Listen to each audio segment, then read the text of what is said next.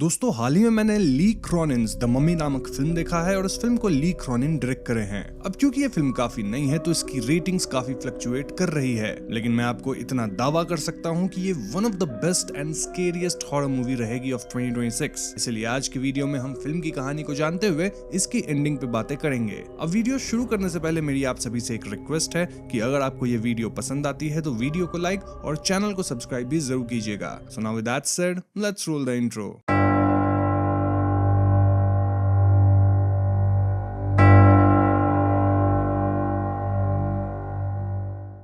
तो फिल्म की कहानी इजिप्ट के एसवन नामक शहर में होती है, जहां हम एक फैमिली को कार में एंजॉय करते देख पाते हैं। इस फैमिली में माँ पिता के अलावा 2 बेटे और एक बेटी थी। और दोस्तों यहाँ पिता और बच्चे काफी एंजॉय कर रहे थे, लेकिन माँ एकदम सीरियस थी कि पूरा परिवार जब अपने घर लौटता है तो इनके घर का पेट बर्ड खत्म पड़ा था। ऐसे में ये लेडी और उसका हस्बैंड अपने ही घर के सेलार में जाते हैं, जहाँ पता चलता है कि सेलर में एक पिरामिड जैसा स्ट्रक्चर था जो कि एकदम ब्लैक कलर का था। आइदर इनका घर ही इस मोस्टली दबे हुए पिरामिड के ऊपर बना था या फिर ये पिरामिड का एक मिनिएचर वर्जन था। जो भी हो, ये लोग इसके अंदर जाते हैं जहां एक ब्लैक बेसल्ट का सैक्रोफेगस होता है। अब जिन्हें बेसल्ट सैक्रोफेगस नहीं पता उन्हें मैं बता दूं कि बेसल्ट सैक्रोफेगस बेसिकली एक स्टोन कॉफिन होता है जो ब्लैक बेसल्ट रॉक से बना होता है। बेसल्ट एक बहुत हार्ड और स्ट्रॉन्ग वोल्केनिक स्टोन है जो लावा ठंडा होने के बाद बनता है, इसीलिए ये काफी ड्यूरेबल और हेवी होता है। एंशिएंट टाइम्स में लोग इंपॉर्टेंट या पावरफुल लोगों को प्रिजर्व करने के लिए ऐसे सैक्रोफेगस यूज करते थे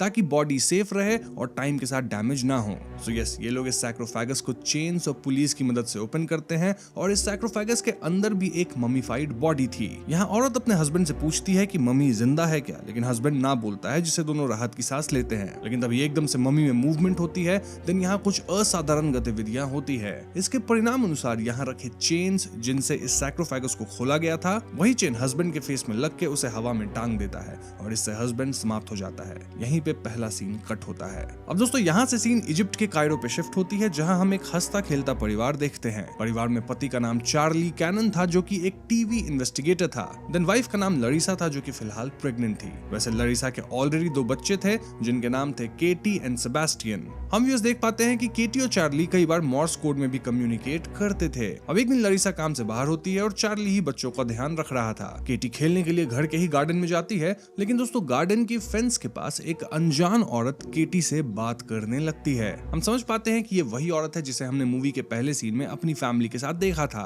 और ये औरत खुद को मजिशियन बोल रही थी। मजिशियन और केटी आपस में बात करने लगती है, जहां मजिशियन केटी को छोटे मोटे मैजिक दिखा रही थी। देन उसे एक चॉकलेट खाने देती है। और दोस्तों इनकी बातों से हम समझ पाते हैं कि केटी इस मजिशियन की बेटी लाइला को जानती है। इनफैक्ट मजिशियन भी शायद केटी से कुछ दिनों से कांटेक्ट में है। जैसा मैंने बताया, लाइला केटी की अच्छी फ्रेंड भी है और ये जो मजिशियन है वो लाइला की ही माँ है। एक पॉइंट पे मजिशियन कहती है कि आज वो केटी के लिए एक खास फ्रूट लाई है जो कि चॉकलेट से भी ज्यादा स्वीट होगा, और ऐसा कह के वो केटी को एक एप्पल देती है। जैसे ही केटी एप्पल लेती है, इसमें से एक इंसेक्ट निकल के केटी के मुंह के अंदर प्रवेश करता है, जिससे केटी चोक करने लगती है। वहीं घर के अंदर चार्ली को एक कबर्ड में ढेर सारे सेम चॉकलेट के रैपर्स मिलते हैं। इसे देख चार्ली को शक होता है कि कहीं केटी को कोई अनजान इंसान चॉकलेट तो नहीं देता है। ऐसे में चार्ली फौरन घर के बाहर गार्डन चेक करने जाता है और वो पाता है कि गार्डन की फेंस थोड़ी टूटी हुई थी और केटी गार्डन से गायब थी। चार्ली तुरंत केटी को ढूंढते हुए घर के बाहर जाता है और वो एक औरत को देखता है जो कि एक बच्ची को लेकर भाग रही थी। चार्ली इस औरत का पीछा करता है,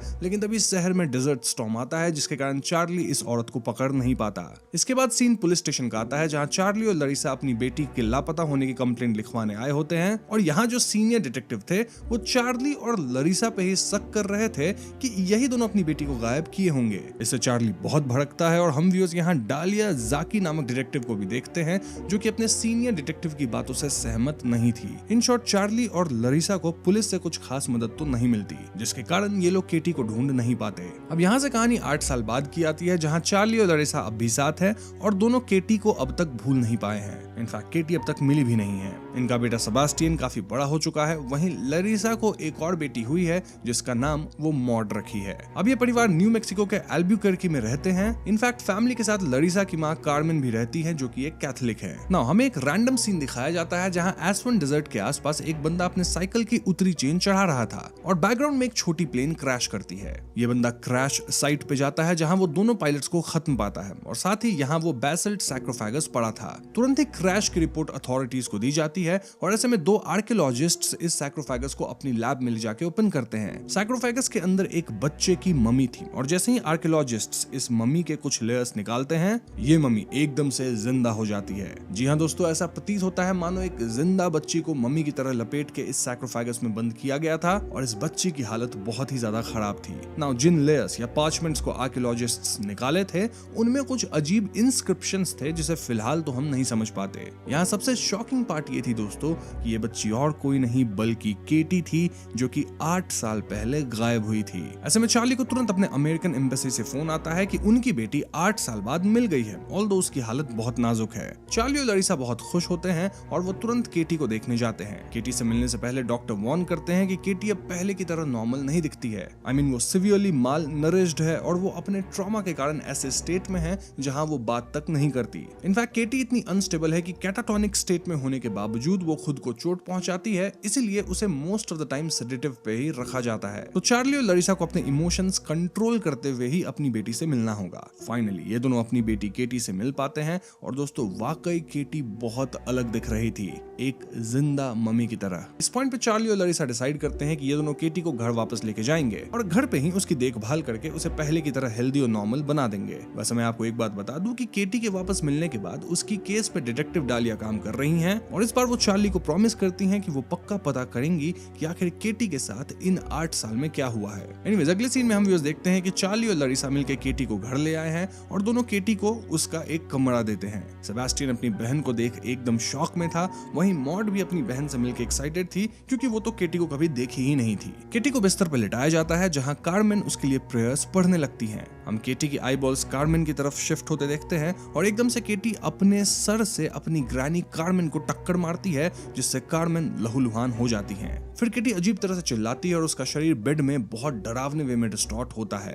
अब उस रात केटी अपनी बिस्तर से उठकर घर के वॉल्स के अंदर किसी पोजेस्ड इंसान की तरह भाग दौड़ करने लगती है। इस घर के वॉल्स हॉलो थे जिनके अंदर आप ट्रैप डोर से एंटर करके मूवमेंट कर सकते हैं। लरीसा और चार्ली केटी का पीछा करते हैं और वो पाते हैं कि केटी एक बिच्छू को जिंदा चबा के खा जाती है। ये लोग केटी को जबरदस्ती उल्टी करवाते हैं, देन उसे उसके कमरे में लॉक कर देते हैं। इस घटना के बाद चार्ली को डालिया से उन इंस्क्रिप्शंस वाले पार्चमेंट्स की फोटो मिलती है जिनमें केटी लिपटी हुई थी इनसाइड सैक्रोफेगस और चार्ली इन्हें स्टडी करना शुरू करता है। चार्ली को जानना था कि 8 साल में केटी के साथ क्या हुआ है और इसके लिए वो किसी भी हद तक जा सकता था। अब अगले दिन लरीसा और कार्मेन मिलकर केटी को साफ कर रहे थे, उसे ग्रूम कर रहे थे और तभी लरीसा नोटिस करती है कि केटी के पैर के नाखून बहुत बड़े थे। वो नेल कटर से उसके नाखून काटने लगती है, लेकिन जब वो अंगूठा का नाखून काटती है तो लिटरली केटी के पैर का स्किन ही निकल जाता है। ये स्किन ऐसा लग रहा था मानो उसके अंदर वही इंस्क्रिप्शन वाले पार्चमेंट्स हों और केटी यहाँ वायलेंटली रिएक्ट करती है जिसके कारण उसे सेडेट करना पड़ता है। इस घटना से लरीसा बिल्कुल टूट जाती है क्योंकि वो अपनी बेटी को इस हालत में नहीं देख सकती थी। दूसरी तरफ चार्ली को घर के रग के अंदर अजीब चिपचिपा पदार्थ मिलता है व्हिच वाज वियर्ड। चार्ली जब केटी पे चेक करने जाता है तो वो अपनी बीवी को बहुत उदास पाता है। लरीसा चार्ली से झगड़ा करने लगती है सेइंग कि अब जब केटी वापस आ गई है तो उसका ख्याल रखने के बजाय चार्ली बस इस पे ध्यान लगा रहा है कि केटी के साथ 8 साल में क्या हुआ है। लरीसा के हिसाब से चार्ली अब भी पास्ट में जी रहा है जबकि उसे प्रेजेंट में केटी पे ध्यान देना चाहिए। हम कहीं ना कहीं समझ पाते हैं कि केटी के गायब होने का ब्लेम हमेशा चार्ली पे डाला जाता है, लेकिन चार्ली यहाँ कहता है कि केटी को कई दिन से चॉकलेट्स दिए जा रहे थे ना, राइट, तो इसका ध्यान तो कहीं ना कहीं लरीसा भी रख सकती थी। बेसिकली दोनों एक दूसरे को ब्लेम कर रहे हैं, बट हाँ दोनों एक दूसरे को कंसोल भी करते हैं। इसके बाद लरीसा रोते हुए केटी से कहने लगती है कि वो कुछ तो बोले, लेकिन दोस्तों केटी यहाँ अपनी माँ लरीसा पे ही थूक देती है। खैर उसके बाद जब चार्ली केटी का गिरा हुआ व्हील चेयर को उठाने जाता है तो व्हील चेयर के व्हील्स में वही पार्चमेंट लटका था जो कि अभी अभी केटी के पैर से अलग हुआ था। चार्ली इस पार्चमेंट को उठाकर अपने कमरे में ले जाता है, देन इससे कई लेयर्स ऑफ इंस्क्रिप्शंस निकालता है। क्लियरली इन पे एंशिएंट लैंग्वेज में कुछ तो लिखा था और इसे ही डिकोड करने के लिए चार्ली एल्बुक्वर्की के कम्युनिटी कॉलेज जाता है जहां वो आर्कियोलॉजी प्रोफेसर बिक्सलर से मिलता है। प्रोफेसर बिक्सलर कहते हैं कि वो अपने फ्री टाइम में इन इंस्क्रिप्शंस को डिकोड करने की कोशिश करेंगे। अब उस जब चार्ली अपनी बेटी केटी से बात करने की कोशिश करता है तो केटी बहुत ही अजीब तरह से अपने दांत बजाने लगती है। इनिशियली चार्ली को लगता है कि ये केटी का एबनॉर्मल रिएक्शन है, लेकिन फिर उसे एहसास होता है कि केटी के दांत बजाने के पैटर्न्स एक्चुअली में मॉर्स कोड हैं। चार्ली तुरंत इन पैटर्न्स को नोट डाउन करता है और वो पाता है कि केटी यहाँ किसी लाइला का नाम ले रही है। चार्ली तुरंत डिटेक्टिव डालिया को ये नाम बताता है और डालिया सजेस्ट करती हैं कि चार्ली ये पता करे कि 8 साल पहले किटी किसी लाइला को जानती थी क्या। आई मीन कोई रिलेटिव या कोई फ्रेंड हो, एनीवन। ये सुन के चार्ली तुरंत केटी के सामान का पुराना बॉक्स खोलता है जिसमें ढेर सारे कार्ड्स वगैरह थे। आई मीन यहाँ हर तरह के कार्ड्स थे, मोस्टली वो कॉन्डोलेंसेस वाले कार्ड्स होते हैं ना, जब किटी गायब हुई थी, तो वैसे ही। इन्हीं कार्ड्स में से चार्ली को फाइनली एक कार्ड मिलता है जो कि किसी लाइला खलील द्वारा दिया गया था। कार्ड के ऊपर उसी चॉकलेट का रैपर लगा था जो कि चार्ली को 8 साल पहले घर के ड्रॉ में मिला था। आई मीन जिस चॉकलेट से केटी को लालच दिया गया था। कार्ड के ऊपर लिखा था you are sweeter than this chocolate. फिर अंदर लाइला लिखी थी कि केटी उसकी बेस्ट फ्रेंड थी, शी इज अपसेट कि केटी के साथ ऐसा हुआ। इसी के पैरेलल में मॉड को केटी के कमरे से आवाज आती है और मॉड आवाज को सुनने जाती है। तभी एकदम से केटी क्रीपी आवाज में मॉड से बात करने लगती है, जबकि हम जानते हैं कि केटी बात तो करती नहीं। केटी कह रही थी कि वो मॉड से बात करना चाहती है, मुझसे जान पहचान करना चाहती है। मॉड केटी के कमरे के डोर के पास आती है और दूसरी तरफ से केटी एकदम से कहती है कि वो मॉड को टेस्ट करना चाहती है। ये सुन के मॉड भागती है, लेकिन केटी डिमोनिक चैंटिंग्स शुरू करती है जिससे लिटरली मॉड हवा में लेविटेट करती है। थोड़ी देर बाद मॉड वहीं गिर जाती है और हम भी समझ पाते हैं कि अब मॉड के ऊपर केटी के अंदर वाला डिमोनिक एंटिटी का प्रभाव तो आ चुका है। दूसरी तरफ चार्ली को जो लाइला का लेटर मिला था वो इसकी फोटो डालिया को भेजता है और डालिया स्टैंप से पता लगा लेती है कि ये लेटर इजिप्ट आसवान से आया था। अब आसवान के 40 किलोमीटर वाले बड़े इलाके में सिर्फ एक पोस्ट ऑफिस था और ऐसे में डालिया का एग्जैक्ट पिन पॉइंट करना मुश्किल था कि लेटर कहां से आया था। स्टिल डालिया उस एरिया के इमेजेस वगैरह चेक करती है और वो आसवान डेजर्ट के बीच एक नेक्टरिन फ्रूट का बागान पाती है, which was weird। इनफैक्ट दोस्तों जो प्लेन क्रैश हुआ था ना, जिससे सैक्रोफैगस निकला था, उस क्रैश साइट पे भी नेक्टरिन्स का फ्रूट दिखा था। इससे डालिया अंदाजा लगाती है कि जरूर उसी नेक्टरिन्स फ्रूट उपजाने वाले एरिया में ही कल्प्रिट रहती है जो कि केटी को किडनैप की होगी। बस फिर क्या था, डालिया अकेले ही वो पूरा एरिया सर्च करने निकल पड़ती है। वहीं अगर चार्ली की बात की जाए तो वो प्रोफेसर से मिलने जाता है जो कि इंस्क्रिप्शंस को कुछ हद तक डिकोड कर लिए थे। प्रोफेसर बताते हैं कि ये लैंग्वेज बहुत पुरानी है, 3000 BC से पहले की है और इंस्क्रिप्शंस किसी बड़े सेरेमोनियल बाइंडिंग का एक छोटा हिस्सा है। जो 7 इंस्क्रिप्शंस चार्ली प्रोफेसर को दिया था, इनमें एक वर्ड बार बार रिपीट हुआ है, which was नासमेरेनियन। चार्ली पूछता है कि ये नासमेरेनियन क्या है और इसके जवाब में प्रोफेसर एक रिकॉर्डिंग प्ले करते हैं जो कि एंशिएंट इजिप्ट के डिमोनोलॉजी पे था। लेक्चर रिकॉर्डिंग में नैरेटर बता रहा था कि नासमेरेनियन एक ऐसा डीमन था जो कि इंसानों के बीच शैडो की तरह रहता था। ये बाप बेटे को लड़वा दे सकता था, देन माँ को अपने ही बच्चों को दफन करने पे मजबूर कर सकता था। इसलिए नासमेरेनियन को डिस्ट्रॉयर ऑफ द फैमिली भी बोला जाता है। एक सोल के सिकनेस की तरह नासमेरेनियन एक इंसान से दूसरे के शरीर में प्रवेश करता था और ये कैंसर की तरफ फैलता था, पूरी कम्युनिटी का सफाया कर देता था। लेकिन फिर 2000 BC के अराउंड नासमेरेनियन के कांड ऑलमोस्ट खत्म हो गए और फिर उससे रिलेटेड कोई भी इंसिडेंट्स या स्टोरी सामने नहीं आई। बस ऐसा रूमर फैल गया कि नासमेरेनियन को एक एंशिएंट रिचुअल के थ्रू ट्रैप कर दिया गया है, जिसके कारण अब वो बाउंड है। ये सुनकर चार्ली वो शॉक्ड, क्योंकि उसे लगने लगा था कि कहीं केटी के अंदर यही नासमेरेनियन तो नहीं। दूसरी तरफ डालिया एसवन के उस एरिया में जाती है जहां उसे केटी के किडनैपर्स के होने का शक था। डालिया को इस एरिया में एक घर दिखता है जिसके अंदर फिलहाल कोई नहीं था और ऐसे में डालिया घर की छानबीन करने लगती है। वो घर के सेलार में जाती है और दोस्तों ये वही घर है जिसे हमने पहले सीन में देखा था, आई मीन जहां वो ब्लैक पिरामिड था। डालिया इस जगह की पूर्ण छानबीन करती है और वो क्लियरली समझ पाती है कि इस जगह पे किसी तरह का रिचुअल हुआ है जिसका हिस्सा शायद केटी भी रही होगी। छानबीन करके जब डालिया वापस घर में ऊपर आती है तो अब तक वही मजिशियन लेडी यहाँ आ गई थी। मजिशियन डालिया पे हमला करती है लेकिन ऐन वक्त पे डालिया मजिशियन को शूट कर देती है। इसके बाद डालिया बाहर एक दूसरी लड़की को नोटिस करती है जो कि डालिया को देख के भागती है। डालिया इसका पीछा करती है और वो इस लड़की को एक जगह हाथ से ही खुदाई करता पाती है। इस लड़की के हाथ में एक बॉक्स था जिसके अंदर एक VCR वाला कैसेट था और कैसेट पे केटी का नाम लिखा था। डालिया इसे जब्त करती है, साथ ही वो इस लड़की को भी हिरासत में लेती है। डालिया इस लड़की से सवाल जवाब करती है जहां ये लड़की बताती है कि उसका नाम लाइला है। जी हाँ दोस्तों, वही लाइला जो कि केटी की दोस्त हुआ करती थी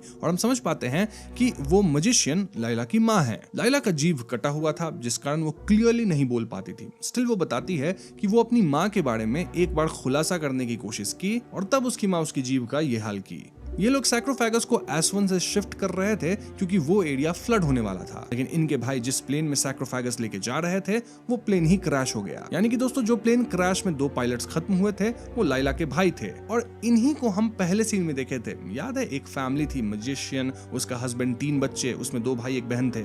वेल वो लाइला और उसके भाई ही थे। ये सब सुन के डालिया लाइला को सब कुछ लिखने कहती है कि एग्जैक्टली उसकी माँ क्या करती थी। देन वो केटी वाले कैसेट को देखती भी है। सारी इन्फॉर्मेशन मिलने के बाद डालिया चार्ली को कांटेक्ट करने की कोशिश करती है ताकि वो चार्ली को सच बता सके कि आखिर केटी के साथ इन 8 साल में क्या हुआ। चार्ली डालिया के फोन्स नहीं उठा रहा था और ऐसे में डालिया डिसाइड करती है कि वो चार्ली के घर पे ही जाएगी। और दोस्तों इस वीडियो में आगे मैं आपको इस रिचुअल के बारे में पूरा डिटेल में बताने ही वाला हूँ, तो आप वीडियो को एंड तक जरूर देखिएगा। यहाँ से सीन मॉड पे फोकस करता है जहाँ वो बिल्कुल बदल गई थी। वो अपनी ही टीचर को गंदी बात बोलती है जिसके कारण चार्ली को स्कूल बुलाया जाता है। चार्ली मॉड को लेकर घर आने लगती है और यहाँ कार में भी मॉड अपने भाई को गंदे इशारे कर रही थी, which was weird। इसी के पैरेलल में कार्मेन केटी के कमरे में जाके उसके लिए प्रे करने लगती है, लेकिन एकदम से केटी डिमोनिक वे में बात करते हुए कार्मेन पे हमला कर देती है। कार्मेन ज्यादा कुछ कर नहीं पाती क्योंकि केटी असाधारण तरीके से रूम बंद कर देती है। देन लिविटेट करते हुए कार्मेन पे हमला कर रही थी। एक पॉइंट पे केटी डिमोनिक तरीके से हंसते हुए कार्मेन का क्रॉस सुपर नेचुरल वे में उसके गले में ही लपेट देती है। देन उससे ही कार्मेन को हवा में उठा देती है जिससे कार्मेन चोक करती है। फिर वो कार्मेन को सुपरनैचुरली ऐसे धक्का देती है कि कार्मेन खिड़की तोड़ के नीचे गिरती है। एन वक्त पे चार्ली अपनी बेटी मॉड और बेटे सेबेस्टियन के साथ कार में घर आया था और कार्मेन का शरीर इनकी गाड़ी पे ही गिरता है। इतना काफी नहीं था तो इस जगह पे कायोटीज हमेशा आते थे और इस पॉइंट पे 4 कायोटीज एकदम से कार्मेन के शरीर को खाने लगते हैं। इस भयावह दृश्य से सभी शॉक में थे, लेकिन दोस्तों मॉड ये सब देख के खिलखिलाते हुए हंस रही थी। इन शॉर्ट कार्मेन अब इस दुनिया में नहीं रही, जिससे सबसे बड़ा शॉक लरिसा को लगता है। अगले सीन में हम कार्मेन की एक वेक सेरेमनी देखते हैं और यहाँ अजीब चीजें होती हैं। सबसे पहले मॉड अपने सारे दांत उखाड़ लेती है।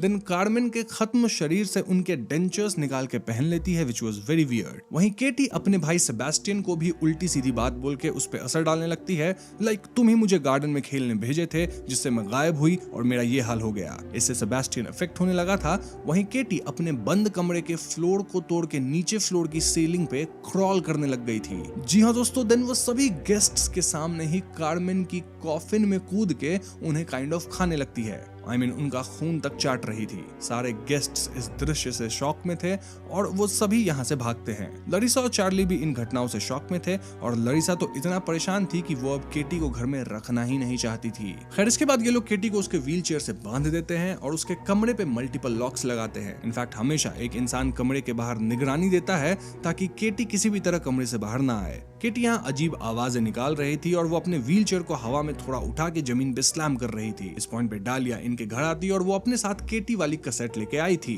डालिया ये कैसेट चार्ली और लरिसा को दिखाना चाहती थी क्योंकि इस कैसेट में मैजिशियन प्रॉपर्ली डॉक्यूमेंट करी थी कि केटी के साथ एग्जैक्टली क्या और क्यों किया गया था। सो यस, हम ये कैसेट देखना शुरू करते हैं जिसमें मैजिशियन बता रही होती है कि उसके फैमिली की एक एंशिएंट सीक्रेट है जहां वो लोग नस्मरानियन डीमन को बाइंड करके रखते हैं। इस डीमन को कंट्रोल करने के लिए रिचुअल ममीफिकेशन यूज होती है जिसमें स्क्रिप्चर्स वाली बैंडेजेस लिविंग स्किन पे लपेटी जाती है और जैसे जैसे ये स्क्रिप्चर्स हटाए जाते हैं डीमन उतना ही ज्यादा पावरफुल होता चला जाता है। यानी कि ये जो स्क्रिप्चर्स वाले बैंडेज है वही कहीं ना कहीं डीमन को बाइंड करती हैं। अब क्योंकि डीमन खत्म नहीं हो सकता तो उसे बाइंड करके ह्यूमन होस्ट्स में रखा जाता है और जब एक ह्यूमन होस्ट खत्म होने लगता है तो नस्मरेनियन को दूसरे होस्ट में ट्रांसफर किया जाता है। मैजिशियन एक एंशिएंट कल्ट का हिस्सा थी और उनका काम था नस्मरेनियन को कंट्रोल में रखना।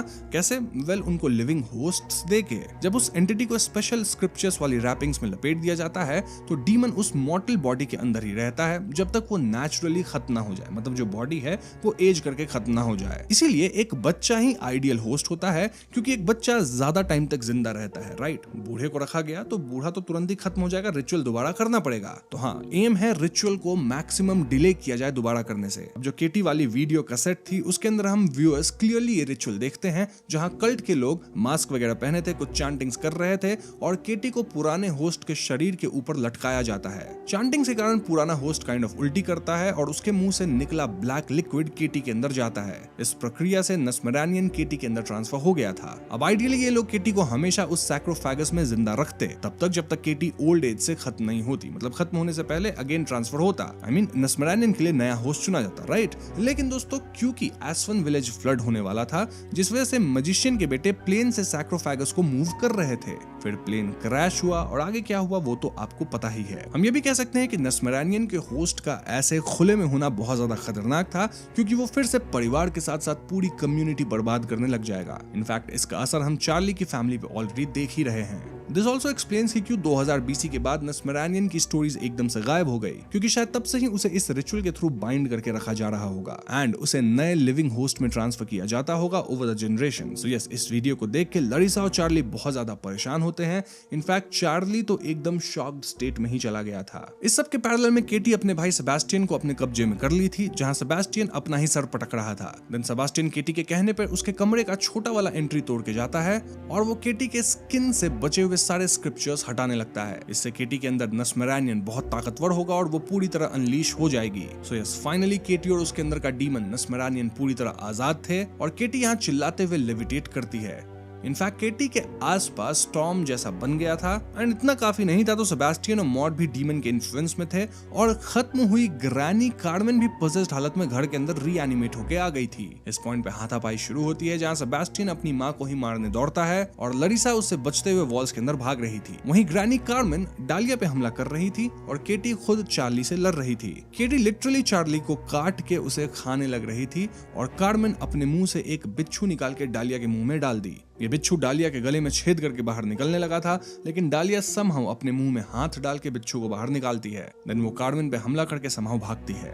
लरिसा भी छुप के अपने बेटे पे हमला करती है ताकि वो उससे बच सके। वहीं केटी के अंदर का नस्मरानियन डीमन चार्ली से कह रहा होता है कि अब तुम्हारी बेटी को कोई नहीं बचा सकता, I am her daddy now. लेकिन तभी चार्ली केटी को जोर से पकड़ लेता है एंड देन वो डालिया से कहता है कि वीडियो के अंदर जो रिचुअल के दौरान चैंटिंग्स हो रही थी ना, डालिया वो चैंट्स करना शुरू करे। डालिया गले में छेद होने के कारण बोल नहीं पा रही थी, लेकिन वो समहाउ होल को उंगली से दबा के चैंटिंग्स शुरू करती है। इन चैंटिंग से होस्ट ट्रांसफर वाला रिचुअल शुरू हो जाता है और फाइनली नस्मरानियन केटी के मुंह से निकल के चार्ली के मुंह में जाता है। यानी कि दोस्तों, चार्ली अपनी बेटी को बचाने के लिए खुद को सैक्रिफाइस कर दिया, जहां नस्मरानियन अब चार्ली के अंदर है। और जब भी डीमन एक होस्ट से दूसरे होस्ट में ट्रांसफर होता है तो थोड़ा सा कूलिंग पीरियड होता है जहां वो इनएक्टिव रहेगा। इसी कूलिंग पीरियड में होस्ट को सील किया जाता है। आई मीन उसके स्किन पे पार्चमेंट्स में वो इंस्क्रिप्शंस डाले जाते हैं और इन्हीं स्क्रिप्चर्स के कारण या इंस्क्रिप्शंस के कारण नस्मरानियन कंट्रोल में रहता है। चार्ली के साथ भी अब वैसा ही होना था। और दोस्तों, हम क्लियरली देखते हैं कि नस्मरानियन जब केटी के शरीर से निकल गया है तो केटी अब नॉर्मल बिहेव करते हुए अपनी मां को पुकार रही थी। सीन कट होने से पहले हम केटी और चार्ली को जमीन पे पड़ा देखते हैं,